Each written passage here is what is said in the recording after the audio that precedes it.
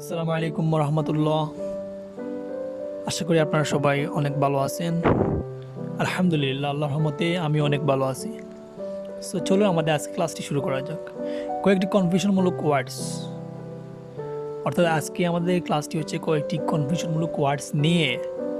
So আগে জেনে নেই কনফিউশন জিনিসটা কি। কনফিউশন হচ্ছে এমন একটি জিনিস যা আমাদের মধ্যে দ্বন্দ্ব সৃষ্টি করে। সো আসলে যে ওয়ার্ডসগুলো দ্বন্দ্ব সৃষ্টি করে সেগুলো নিয়ে আমাদের আজকে আলোচনা। সো সাথেই দেখুন কি আছে। ফার্স্টে আমাদের এক্সাম্পলটা আছে যে আমরা মনে করি ফরক, কিন্তু সঠিক স্পেলিং হবে কি ফ্রক। ঠিক আছে, তো জেনে নেই ফ্রক অর্থ কি। ফ্রক অর্থ হলো মেয়েরা যে পোশাকগুলো পরে, আমাদের বাংলাদেশের যে মেয়েরা সাধারণ পোশাকগুলো পরে, যে ফ্রক, এগুলো কি বলে? ফ্রক অর্থ কি? মেয়েদের পরার জামা। ঠিক আছে, কিন্তু আমরা বলি কি? আমরা বলি ফরক। ঠিক আছে, অর্থাৎ এই যে স্পেলিংটা কি হবে? FROCK, ফ্রক হবে স্পেলিংটা। FROCK হবে স্পেলিংটা। আর এই যে FROG আমরা বলি এটা। আর এই যে আমরা স্পেলিংটা ভুল করার কারণে আমরা কি ভুল করি? আমরা উচ্চারণে ভুল করি, প্রনাউন্সিয়েশনও ভুল করি।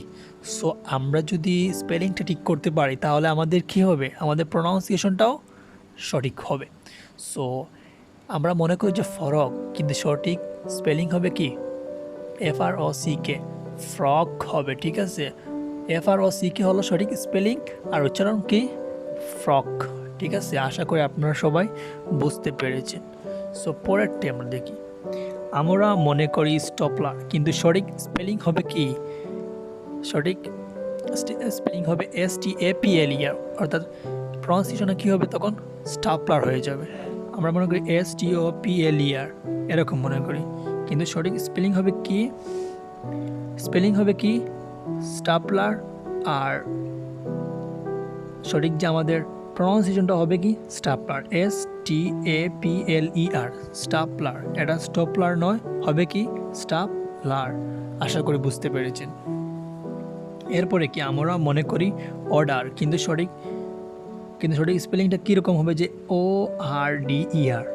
কী হবে তখন? আমাদের প্রনাউন্সিয়েশনটা কোন রকম হবে? যে অর্ডার, অর্ডার। ঠিক আছে, আর স্পেলিংটা কি? ORDER, order. অর্ডার নয়, স্পেলিংটা এই যে ODER, এরকম নয়। আশা করি বুঝতে পেরেছেন। অর্ডার নয়, সঠিক স্পেলিংটা হবে ORDER, আর প্রনাউন্সিয়েশনে কী হবে? অর্ডার। আশা করি বুঝতে পেরেছেন। এরপরে কি? আমরা মনে করি ব্রেসলেট, কিন্তু সঠিক আমরা মনে করি BACELAT, এরকম মনে করি আমরা ব্রেসলেট, যে এটা আমরা মনে করি এরকম, কিন্তু সঠিক যে স্পেলিংটা কীরকম হবে? যে BRACELET, আর প্রনাউন্সিয়েশনটা কী হবে? ব্রেসলেট। ঠিক আছে, ব্রেসলেট, ব্রেসলেট নয়, হবে কি? ব্রেসলেট।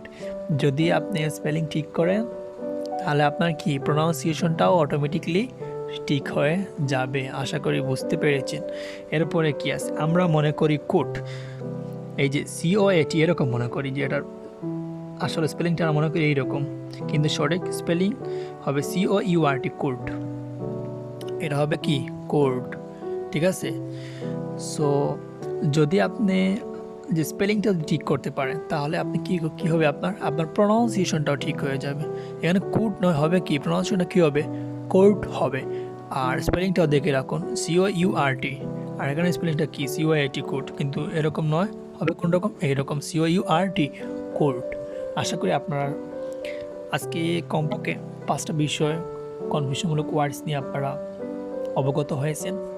আর এই বিষয়গুলো আপনারা আজকে থেকে আর ভুল করবেন না, যে এটা এরকম মনে হয় সেই রকম, এরকম মনে হয় না সেই রকম।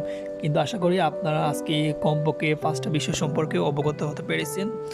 সো আবারও আমি এরকম আরও কনফিউশনমূলক ওয়ার্ডস নিয়ে আপনার সামনে উপস্থিত হব। আর আপনারা সবাই ভালো থাকবেন, সুস্থ থাকবেন।